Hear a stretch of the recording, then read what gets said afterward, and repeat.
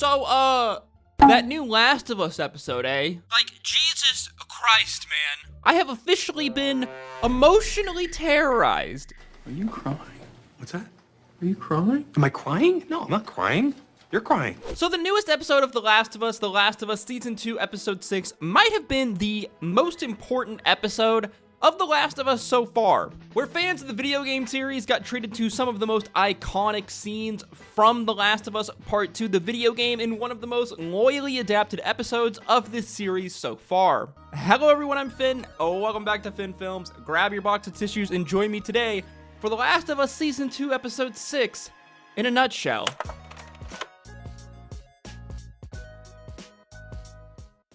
Last time on The Last of Us, Ellie and Dina continued their hunt for Abby and the other Fireflies in Seattle.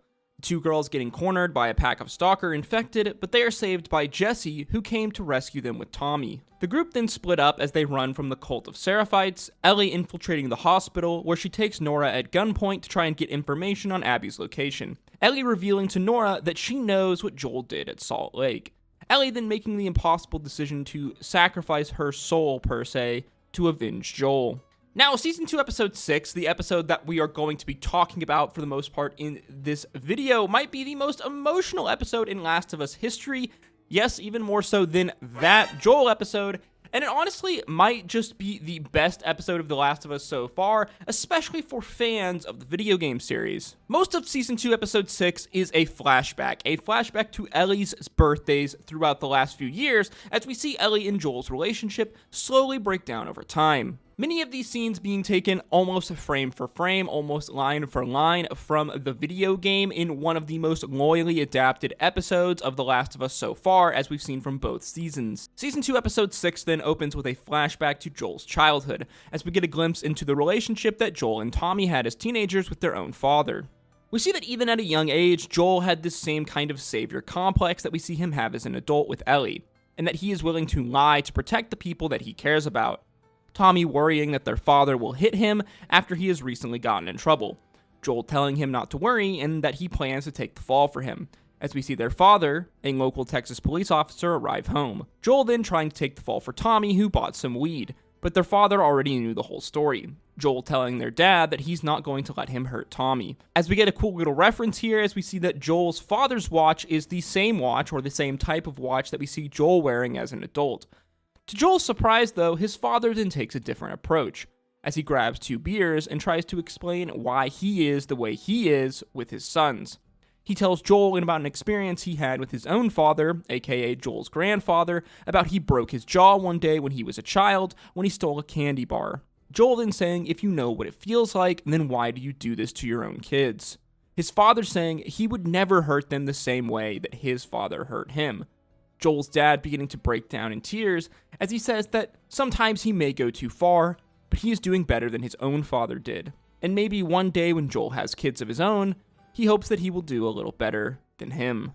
Now, to me, this is a very interesting glimpse into Joel's past, especially considering the context for Episode 6, and it really kind of informs us, the audience, why Joel is the way he is, why he parents Ellie the way he does. And again, this flashback sets up the remainder of this episode amazingly well, specifically how we see this cycle of parenthood, this cycle of fatherhood between Joel's father to Joel. Very much a cycle of growth. Yes, Joel's father is far from perfect, but he himself has learned from the mistakes that Joel's grandfather has made. And thus this then influences Joel as a parent who learns from the mistakes that his own father made. Now, I am not a parent. I don't have any children, though I do have 7 cats. But I think that this idea, to me at least, is really the ideal goal on the cycle of parenthood. Not everyone's parents are perfect. Even some of the best parents have their own shortcomings in many ways.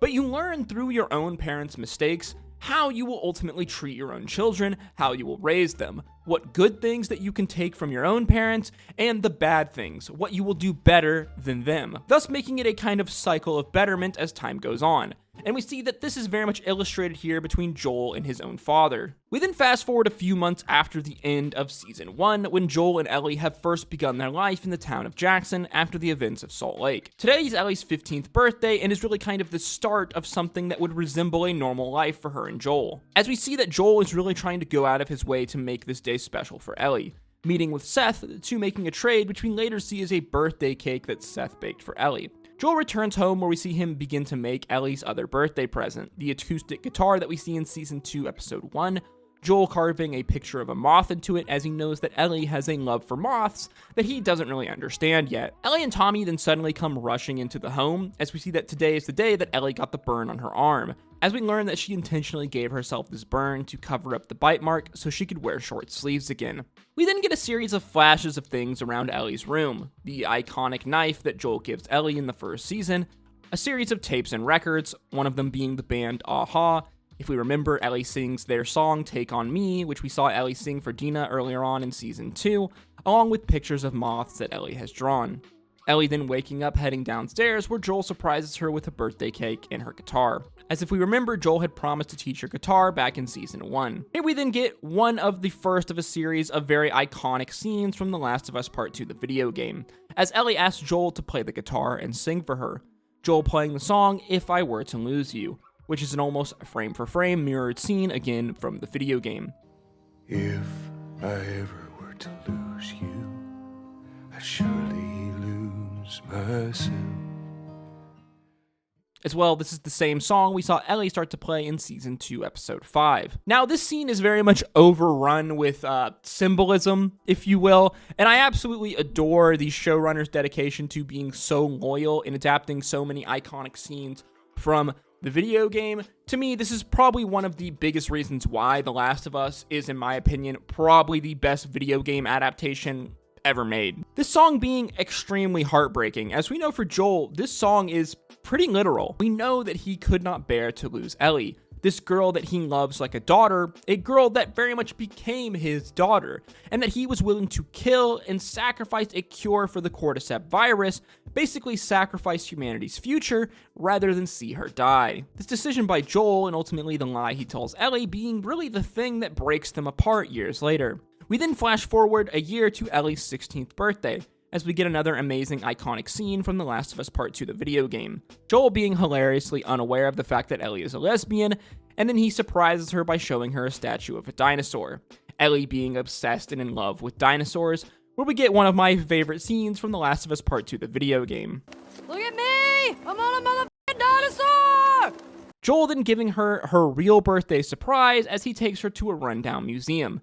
This museum containing the space capsule from Apollo 15. Joel showing how much he really knows about Ellie and how much he listens to her, as in the first game we learned how much Ellie was obsessed with space and dinosaurs. Again, this entire museum scene is so accurate to the scenes from the video game. Down to Ellie and Joel getting inside of the space capsule, Joel handing Ellie a tape recording of the Apollo mission launching, as we are taken off into Ellie's imagination at what it must have been like to be launched into space. Again, these are very much iconic scenes from the video game series, and it really is amazing to me just how loyally they reproduced them in the show, how very much it was important to them to get these scenes down, not only in how they looked and replicating a lot of these scenes from the video game, but very much in how they feel, as this is probably the happiest moment that we will see from Ellie and Joel throughout the entirety of our series. As the two leave the museum, Ellie stops seeing a bunch of floating fireflies, the show teasing that Ellie has not forgotten what happened at Salt Lake with the fireflies, and that she very much still has questions and even doubts about Joel told her. We then fast forward another year, this time to Ellie's 17th birthday. Joel comes home, catching Ellie being tattooed by Kat, the girl that we were introduced to in Season 2, Episode 1, and the girl that we learned used to have a fling with Ellie. Joel is a little upset, and he definitely overreacts a little bit. In his words, all the teenage shit at once, eh? From weed to being tattooed and even experimenting with other girls. Joel again being completely unaware and understanding that Ellie is in fact a lesbian, and him obviously struggling to grasp with the fact that she is no longer a child anymore. Later that night, Ellie tries to move into the garage, her and Joel getting into an argument. Ellie saying that she is sorry for all the things that she did, but she's actually really not that sorry. Joel agreeing that maybe it's alright if Ellie does in fact have her own space, once he fixes it up for her. Ellie moving out into the garage really being a kind of piece of symbolism, a moment of symbolism for her very much growing up and becoming an adult. as well as the separation between her and Joel. Joel then taking a look at Ellie's new tattoo, which is a moth. Again, Ellie being obsessed with moths. Ellie telling Joel that she read about them in a book on dreams, and it's a kind of symbolic thing to her. The next day, Joel asks Gale, the psychiatrist, about the moth and its symbolism, Gale telling him that moths symbolize death, as we see a series of drawings Ellie has done in her room, and the words, "You have a greater purpose." The show continuously teasing the fact that Ellie has been thinking about the events at Salt Lake and what Joel told her, and that she was meant for a greater purpose, that her immunity could have been the thing that saved the world from the virus, that her life could have meant more. We then flash forward 2 years now to Ellie's 19th birthday. We see her sitting alone in her room in the garage, practicing asking Joel questions about Salt Lake, as finally it seems like her doubts about Joel's story have really bubbled over, and she has easily poked holes in the lie that he told her about the Fireflies being attacked by raiders. Joel comes to Ellie's door with his birthday present to her, this year taking her out on her first patrol. Joel reminisces about the old days when it was just him and Ellie before they came to Jackson, but things are obviously different now. There is very much a tension that has grown between the two. Ellie, we know, is desperate for answers about Salt Lake, but she is still too afraid to ask. Suddenly, though, a call comes in over the radio that Eugene and Adam have been attacked by infected while out on patrol, and that they need backup as Ellie and Joel ride over there to help them. Now, if we remember back to Season 2, Episode 1, it was revealed that Joel killed Eugene, and that Eugene's wife, Gale, very much hates him for it. But the show only teased information and details about whatever happened between Eugene and Joel, but now in this scene in Season 2, Episode 6, we are finally getting that big reveal. We see that Eugene was bit by an infected, but that he is still stable. He begs Joel to take him back to Jackson so he can say goodbye to Gale before they kill him. Joel doesn't want to risk it, but Ellie begs him to do it. Joel then telling Ellie to go and get the horses, Joel looking Ellie in the eye, promising her that he won't kill Eugene. Of course, we already know what is going to happen here. We've already seen Joel lie to Ellie before in this series, and we know that Joel will lie to protect people and do what he thinks is right. Again, as we saw with Joel and Ellie in the end of Season 1, as well as what we saw Joel do with his brother Tommy and their father, as he takes Eugene out to a beautiful scenic view, where he then shoots him in the head. Ellie is mortified, as Joel once again has broken a promise to her. When they get back to Jackson, Joel lies to Gale, telling her that Eugene was brave, and that he wanted her to know that he loves her, and that he didn't want to put her in danger. Ellie then piping up that everything that Joel said was a lie, telling Gale what actually happened. As tears stream down her face, Ellie leaves Joel with 2 piercing words. "You swore." Now, Ellie is very intentional about her words here.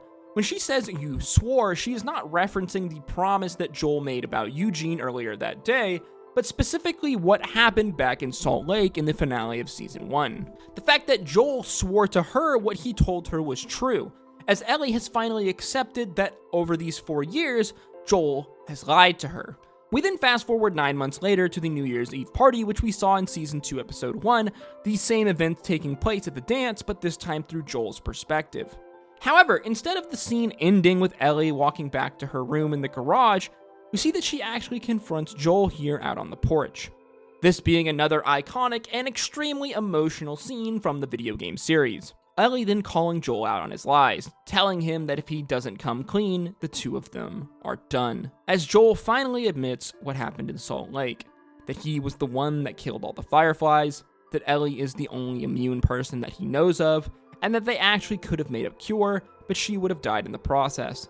Ellie being pissed off, because she felt like this would have made her life matter, that Eugene and all the other lives that the virus has taken and could have all been prevented, as she holds Joel responsible for all of this, calling him selfish. Joel then gives us one of the best callbacks of the entire episode, really the entire series so far, as he explains that he made this horrible choice because of how much he loves her, and that maybe one day she will understand, saying that if she ever has kids, I hope she does a little better than him. A callback to what Joel's father told him in the opening of this episode. This being the final conversation that Joel and Ellie would ever have, as the next time Ellie sees Joel would be the moment that Abby kills him. The episode ending as we flash back to the present as Ellie walks to the theater in Seattle, having made the horrible decision to brutally beat and kill Nora for information on Abby. Ellie, just like Joel, having to make a horribly moral decision in order to do what she thought was right, as Season 2, Episode 6 of The Last of Us comes to an end. Holy shit, man. This episode was, again, probably the most emotional episode of The Last of Us so far. Somehow, it felt even more emotional than Joel's absolutely brutal death scene that we saw earlier on in the season, and this was probably my favorite episode of The Last of Us to date. Now, I've talked about this before, specifically in this video, which I'll link up here, but to me, The Last of Us is probably the best video game adaptation of all time, and I think that this episode really cements that to me. For me, one of the biggest things that I want whenever I see one of my favorite anime, books, or video game being adapted onto the big screen in some form or fashion, whether that be a show or a movie, is specifically that this show or movie is loyal to the original source material. Whether that's being loyal to its characters, its world, or its story. The Last of Us really hitting it out of the park by doing all three. The Last of Us being one of the most loyal on-screen adaptations from a video game to a show that I have ever seen in my life. I mean, again, almost the entirety of this episode was taken directly from the video game. Some of the most iconic scenes from The Last of Us Part 2, the game, specifically all of these flashback scenes, where we very much got a closer look at Ellie and Joel's relationship, the highs and the lows. And the fact that they so meticulously recreated some of the most iconic scenes from the video game, to me is absolutely amazing, and they definitely were winning the hearts of the video game fans in this episode. And to me, it really makes sense why they had to do this and why they went ahead and put these scenes here. At the end of Season 2, Episode 6, we watch Ellie make an absolutely horrible decision. We see Ellie really sacrifice her soul in many ways, put between this moral dilemma of, do I basically forcefully interrogate Nora, we'll say, in order to get information on Abby, in order to take, her revenge for killing Joel? The idea of the kind of moral dilemma, the moral quandary, being a very big kind of theme within The Last of Us as a whole, specifically in Season 2 as well as in Season 1. We've seen this play out so many times. We see Joel have multiple moral quandaries. First, the major moral quandary with Ellie and the virus, Joel ultimately making the decision to save Ellie, to not let her die, basically, in many ways, sacrificing a cure for humanity in the process. Joel then has to make another moral quandary, as we see in this flashback with Eugene. Joel deciding to kill Eugene rather than risking him turning and hurting someone, taking him back to Jackson. We also saw another moral quandary at the beginning of Season 2, Episode 5, when Sergeant Park has to make the decision about her son, ultimately sealing off the basement level of the hospital in order to protect the greater good of the colony in Seattle. And now here, finally, we see Ellie having to make her own moral quandary. Ellie obviously dealing with the cycle of violence, as I've said many times throughout these episodes, throughout these videos and reviews of The Last of Us, being the major iconic theme for Season 2, Part 2 of the video game. Ellie being kind of having her soul ripped apart. What is she willing to do? What links is she willing to go to in order to get this revenge for Joel? In many ways, she is put in a similar situation that Joel did. We see that Ellie deeply loves and cares for Joel despite the complex relationship that they have. That Joel has done amazing things to be a father to her. Joel very much learning from his own father and trying to be a better parent to her than his parent was to him and Tommy. Obviously, again, Joel is not perfect, but he is an amazing father in many aspects. He is a caring and loving and doting father. He is a father that is willing to listen to his child, to listen to the things that they genuinely love, and then give that to them. This gift being one of the greatest things that you can do for another person. Again, the flashback scenes for Ellie's 15th and 16th birthday being probably the most happiest times that we will ever see that Ellie and Joel have. But of course, then it was this lie that Joel told Ellie that ultimately is the thing that starts to tear the relationship apart.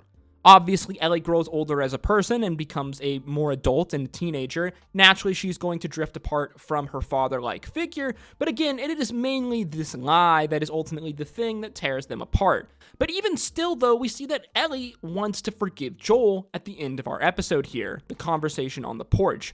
We see that despite everything, the fact that Joel was honest at the very end, this is enough for Ellie to want to try and forgive Joel. Unfortunately, though, this was the last conversation that they ever had, and ultimately, Joel is taken away from Ellie in an absolutely brutal form. But again, this brings us back to the cycle of violence, the fact that this is the consequences of Joel's actions at Salt Lake. In many ways, in my opinion, Abby is completely justified in wanting to kill Joel.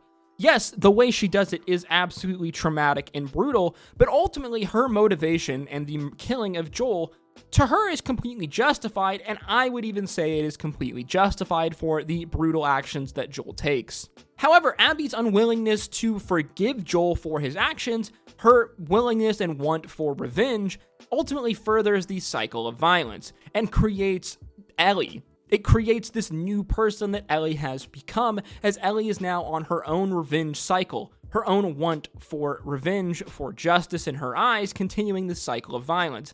Very much the kind of core theme playing out for Ellie's character is her becoming Joel. Her very much having to deal with these moral quandaries. What will I do to get revenge, to get justice? What parts of my soul will I sacrifice? What horrible things will I do to achieve this?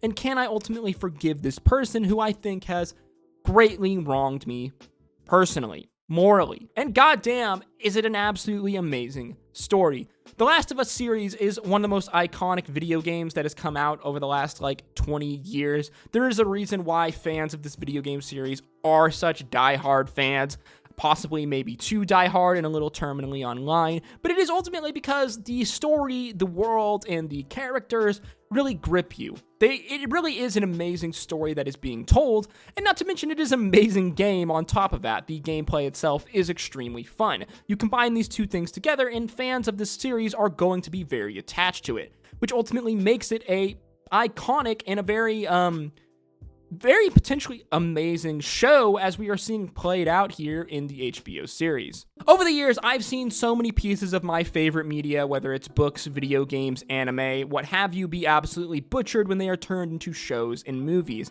However, I have to say that The Last of Us is, again, one of the best video game adaptations I have ever seen. They are really doing every single thing right, to how respectful they treat the original source material, how many iconic scenes that they show frame for frame from the video game, the way they so tactfully and very masterfully show a bunch of mechanics from the video game, but they do so in a way where it does not feel cheesy, even down to many changes that they've made from the original story. But all of these changes, in my opinion, I think are absolutely amazing and only further increase the very interesting and diverse and dynamic world that is this post-apocalyptic world of The Last of Us. Yeah, this was easily the most emotional episode of The Last of Us so far, and was probably, in my opinion, my favorite episode, and might even be the best episode of The Last of Us so far. Can't wait to see what happens in the next episode, the finale of Season 2. If you did enjoy this video or learn something new, please make sure you like, comment, and subscribe, as that is the easiest way to support me, and it really does go a long way in putting this video into the algorithm. If you did enjoy this video, then want to check out my other Last of Us content on screen now. And as always, guys, I hope to see you in the next one. Until next time, guys, stay safe out there. Peace, love, ado.